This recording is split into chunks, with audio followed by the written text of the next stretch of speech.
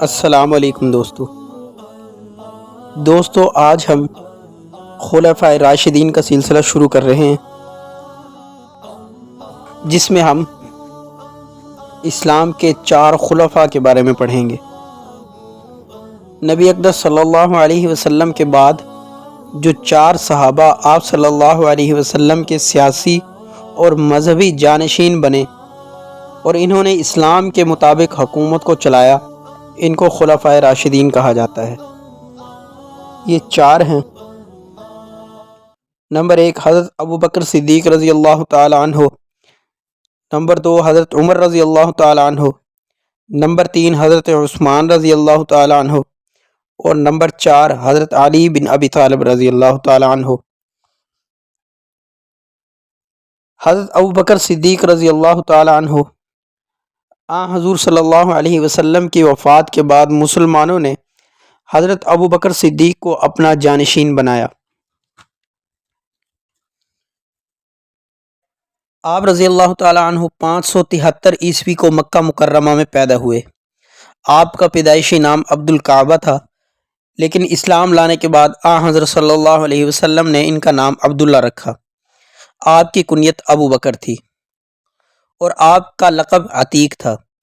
اس کی وجہ یہ حدیث ہے جس میں آپ صلی اللہ علیہ وسلم نے فرمایا، جس نے آتش دوزخ سے آزاد شخص کو دیکھنا ہو وہ ان کو دیکھے۔ آپ رضی اللہ تعالیٰ عنہ کا دوسرا لقب صدیق تھا۔ اس کی تصدیق اس حدیث سے ہوتی ہے کہ آپ صلی اللہ علیہ وسلم نے فرمایا، میں نے شب معراج جبرائیل علیہ السلام سے کہا کہ میری قوم میری تصدیق نہیں کرے گی، تو انہوں نے کہا کہ ابو بکر آپ صلی اللہ علیہ وسلم کی تصدیق کریں گے کیونکہ وہ صدیق ہیں۔ آپ رضی اللہ تعالیٰ عنہ کے والد کا نام عثمان بن عامر اور کنیت ابو قحافہ تھی۔ یہ فتح مکہ کے بعد اسلام لائے۔ حضرت ابوبکر صدیق رضی اللہ تعالیٰ عنہ کی والدہ کا نام ام سلمہ بنت سحر اور کنیت ام الخیر تھی۔ یہ ہجرت اسلام سے قبل اسلام لائیں۔ آپ رضی اللہ تعالیٰ عنہ کا شجرہ نسب عبداللہ بن عثمان بن عامر بن عمر بن سعد بن تیم بن مرہ بن کعب تھا۔ 7ویں پشت میں مرہ پر آپ رضی اللہ تعالیٰ عنہ کا نسب نامہ حضرت صلی اللہ علیہ وسلم سے جا کر مل جاتا ہے۔ آپ رضی اللہ تعالیٰ عنہ کا تعلق قریش کے ذیلی قبیلے بنو تیم سے تھا۔ افضل البشر بعد الانبیاء، خلیفۃ الرسول، صحابی النبی، اول مسلم، محافظ ختم نبوت، مزاج شناس رسول صلی اللہ علیہ وسلم، یار غار، مدفون روضہ رسول وغیرہ، اس حوالے سے وہ صحابہ کرام میں سب سے بلند مقام رکھتے تھے۔ آپ رضی اللہ تعالیٰ عنہ اسلام سے پہلے قریش کے بڑے تاجروں میں سے تھے اور بقول اسامہ بن زید بن اسلم آپ کے پاس اثاثہ جات 40,000 درہم تھے۔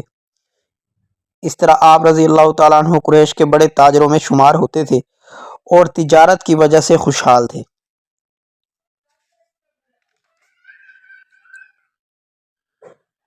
9 ہجری میں جب حج فرض ہوا تو آپ صلی اللہ علیہ وسلم کی جانب سے امیر حج مقرر ہوئے۔ حضرت علی رضی اللہ تعالیٰ عنہ کو بھی حج کے موقع پر بھیجا گیا۔ انہوں نے وہاں سورہ برات بلند آواز میں تلاوت کی۔ اگلے سال مشرکوں کے حج پر پابندی لگا دی گئی۔ آپ صلی اللہ علیہ وسلم کی زندگی میں امیر حج ہونا اور امامت نماز ایک بڑا اعزاز تھا۔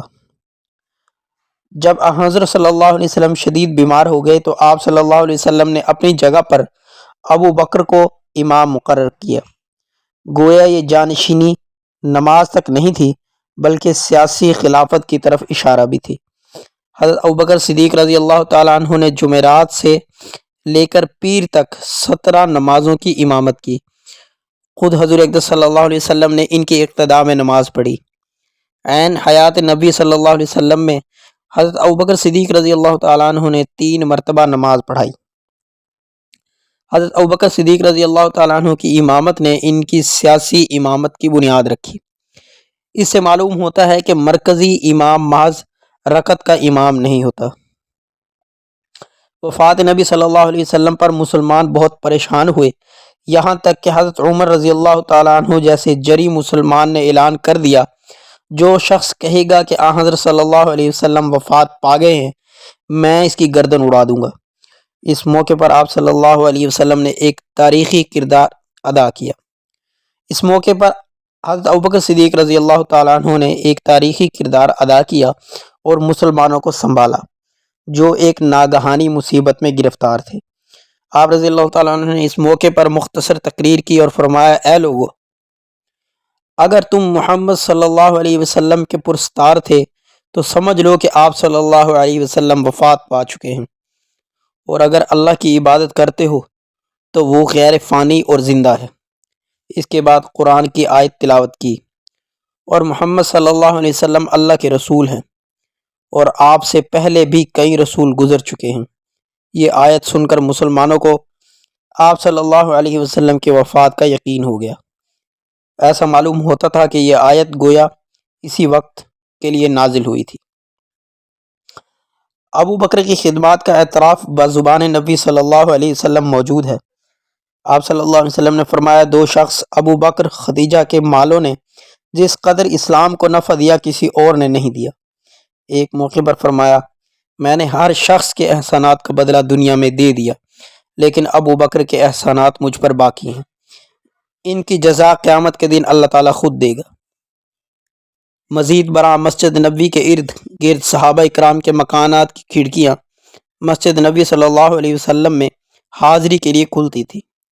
آپ صلی اللہ علیہ وسلم نے فرمایا، میرے بعد ابو بکر صدیق کے گھر کے علاوہ مسجد میں کھلنے والی تمام کھڑکیاں بند کر دی جائیں، کیونکہ محبت اور رفاقت کے اعتبار سے میں اس سے زیادہ کسی کو افضل نہیں سمجھتا۔ نبی صلی اللہ علیہ وسلم نے وصال کے وقت اپنا کوئی جانشین مقرر نہیں کیا تھا۔ آپ صلی اللہ علیہ وسلم کی وفات کے وقت امت مسلمہ بڑے مشکل حالات کا شکار ہو گئی۔